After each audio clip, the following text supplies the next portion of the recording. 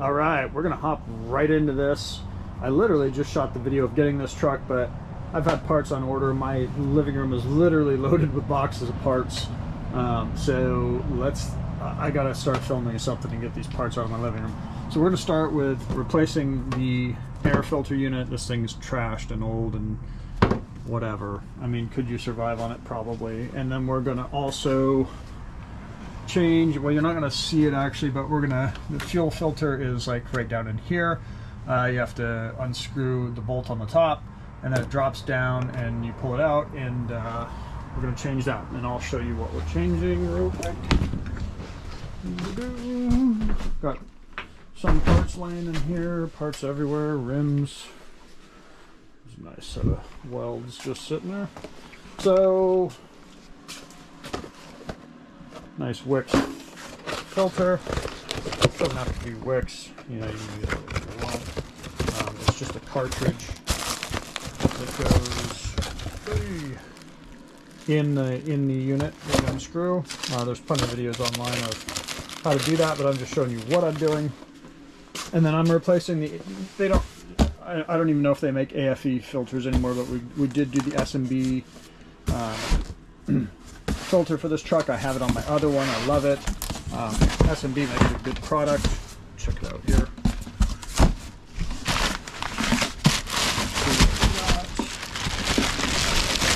Sorry for the video. Just 2 hands for that. So yeah, well, here's the box anyway. It's got the filter and stuff in here. Sorry, this just doesn't work with one hand too well. Yeah, so we'll be putting this on to the other. I'll splice in a video when it's done. And then actually I'm going to put this piece back on as well. This is earlier in my video. The guy had spray painted the hood and didn't really mask this off, and so it had white paint all over it. This came out really, really nice. It's so clean and nice now. It's really like brand new. One thing I want to mention, if you're, and here's the plugs for the holes.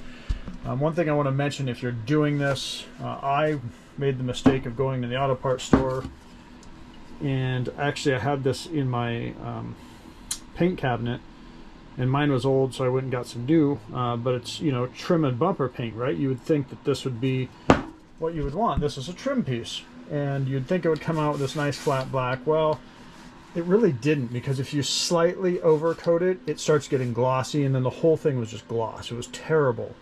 I had to let it dry, and then I just went back over it. I just had this in my paint cabinet. You can use any flat black, but I'd probably use, actually, honestly, Duplicolor flat black, but I just didn't have any. I had this. Put this flat black on, and man, it looks fantastic. I just want to throw that out there. I would do flat black. I'll splice in a video. I'm going to put these parts on. I'll show you when it's done, and then we'll also see how it runs with the fuel filter, because right now it's sluggish, especially on the low end. When it builds up a decent amount of boost and stuff, it picks up plenty of power and whatnot, but it's definitely sluggish on the low. So you know, we're going to take care of the fuel, obviously, the air, so we get those eliminated from the process, and then move on from there. And if it's still sluggish, we'll figure out what it is. All right, I'll splice in another video here in a minute. All right.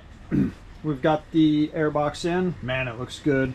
I like their new design too. They have this little tab here. You can pull this off so you can get to everything. Really nice, really slick setup. Really stoked about that. Got the fuel filter in as well. I'm not going to be able to show you that. I will mention real quick, both of these things, doing both of these things took me, it should take you about an hour and a half. If I'm cranking, I could probably do it in about 45 minutes, but I've done this before. If you've never done this, give yourself some time and some grace. Don't worry about it. One thing I do is I do pull this off. I pull this boot here off just loose, and I pull this back, because then I can, well, you're not going to be able to see it, but I can pull the fuel filter down through here because it's down and underneath. It's literally one bolt on top, a plug in the side of the filter container, and then you can just pull it right out.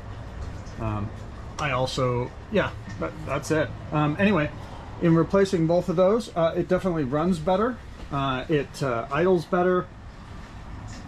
It's smoother. I don't have to gas it. I was having to step on the gas pedal to get it to start, and now I don't have to do that. I can just start it. So there you go. I also adjusted my throttle actually just a little bit. I can show you how to do that in another video if you're curious. But yeah, super stoked, super excited, and it runs great now. It really does. So seriously, keep an eye on the fuel filter was literally black when I pulled it out.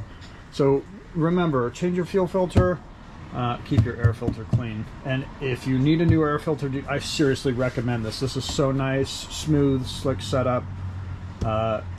Really happy with this, and the reviews are amazing on it. So that's it for this video. I don't want to make these too long or too cumbersome. I just like short, quick, to the point. Next video, we are going to probably be tackling the dash. Get rid of that giant cracked piece of something. Waiting on the alternator. That's it for this video. No need to drag it out. Thanks for watching.